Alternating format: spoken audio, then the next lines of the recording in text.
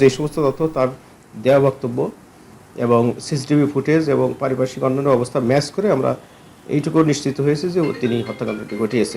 গাজীপুরের টঙ্গীতে দুই ভাই বোন 6 বছর বয়সী মালিহা আক্তার ও 4 বছর বয়সী মোহাম্মদ আবদুল্লাহকে তাদের মা আলেয়া বেগম হত্যা করেছে বলে দাবি পুলিশের। গত শুক্রবার বিকালে ঘরে থাকা বটি দিয়ে তাদের কুপিয়ে হত্যা করা হয়। তবে কেন বা কী কারণে আলেয়া সন্তানদের হত্যা করেছেন সে বিষয়ে কোনো তথ্য দেয়নি পুলিশ। অস্ত্রটি দিয়ে বটিটি দিয়ে হত্যাকাণ্ডটি ঘটানো হয়েছে, সেই বটিটি আমরা উদ্ধার করেছি।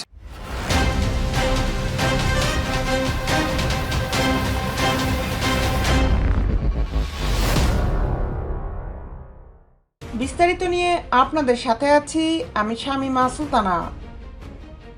গাজীপুর মহানগর পুলিশের টঙ্গী জোনের উপকমিশনার এনএম নাসির উদ্দিন বলেন, হত্যার সময় মায়ের হাত থেকে বাঁচার চেষ্টা করে দুই শিশু। এ সময় আলের দুটি আঙুলে দাগ পড়ে।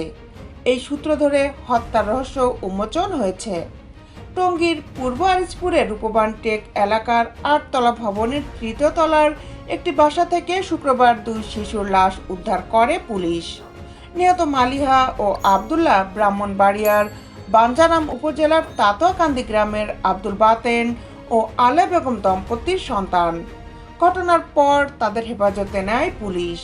কী কারণে হত্যাকাণ্ডটি ঘটিয়েছে এবং এই হত্যাকাণ্ডের মোটিভটা কি সেটা উদ্ধারের জন্য, সেই রহস্য উদ্ঘাটনের জন্য আমাদের আরও কিছুটা সময় লাগবে। টঙ্গী পূর্ব থানার ওসি ফরিদুল ইসলাম বলেন, ওই ভবনের আশপাশে কয়েকটি সিসিটিভি ক্যামেরা আছে। এসব ক্যামেরার ফুটেজে দেখা যায় শুক্রবার বিকাল থেকে সন্ধ্যার আগে পরে তাদের ভাড়া বাসায় আলেয়া ছাড়া কেউ যাতায়াত করেননি। ঘটনার পর তিনি পাশের বাড়ি থেকে দুই দেবরকে ডেকে আনেন। তার কথাবার্তা সন্দেহ প্রকাশ হলে সন্ধ্যায় পুলিশ হেফাজতে নেওয়া হয় তাকে। ওই সময় আলের হাতে কাটা দাগ দেখে পুলিশের সন্দেহ আরও বাড়ে। এক পর্যায়ে মধ্যরাতে তিনি হত্যার কথা স্বীকার করেন। এই ঘটনায় তার স্বামী আব্দুল বাতেন মামলা দায়ের করেছেন। আলেয়ার স্বামী আব্দুল বাতেন বলেন, আমার স্ত্রীর একটু সমস্যা আছে, সে ঝামেলা পছন্দ করত না। ডাক্তার দেখানো হয়েছিল, সে মাইগ্রেনের সমস্যায় ভুগছিল।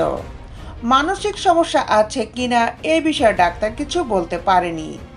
জানা গেছে আব্দুল বাতেনের 3 সন্তানের মধ্যে বড় মেয়ে ছিল নানা বাড়িতে। শুক্রবার দুপুরে বাসায় থাকা শিশুরা বাবা, মা ও দাদি একসঙ্গে খাবার খান। এরপর আলেয়া একটি কক্ষে ঘুমিয়ে পড়েন।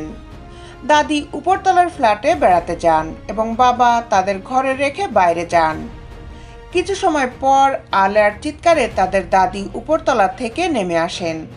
রক্তাক্ত দুই শিশুকে দেখে তিনি বাতেনকে খবর দেন। পরে পুলিশ লাশ উদ্ধার করে।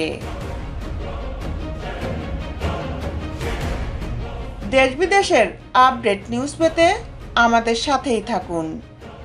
Justice television, Dhaka.